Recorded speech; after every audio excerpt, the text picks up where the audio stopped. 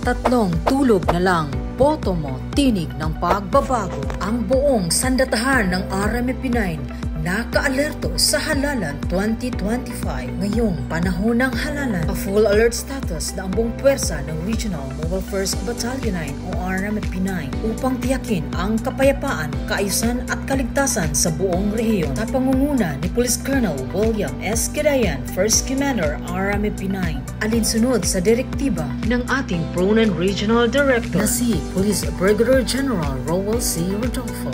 Buong pwersa ang RMP9 sa pagpapanatili ng mapayapa, maayos at tapat na halalan 2025. Ang Regional Mobile Force Battalion 9 ay handang magsilbi at magbantay para matiyak na magiging mapayapa ang halalan. Walang puwang ang karahasan o pananakot dito sa ating rehiyon. Kasama ang mandato, ang pagbigay ng security escort sa mga election paraphernalia gaya ng mga balota at vote counting machine. Pagresponde sa anumang insidente ng kaharasan o kaguluhan na may kaugnayan sa eleksyon. Kabilang na ang pangharas, vote buying at presensya ng mga armadong grupo. Pagbibigay ng agarang tulong at aksyon sa mga lugar na nangailangan ng support o kailangan ng karagdagang pwersa mula sa PNP sa pamamagitan ng kanilang mabilis na paggalaw at matibay na koordinasyon sa ibang ahensya ng gobyerno. Sinisigurado ng RMP9 na walang mamamayang mawawala ng boses ngayong para halalan. sa ligtas na halalan 2025.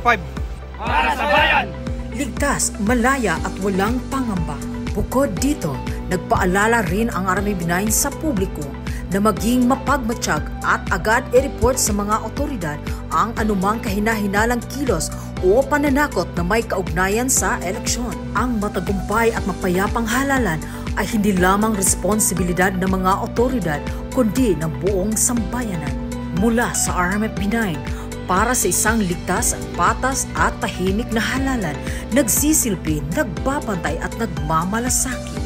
RMP9, katiwala ng bayan, kaagapay sa halalan. RMFP Aguila 9, Regional Mobile Force Battalion.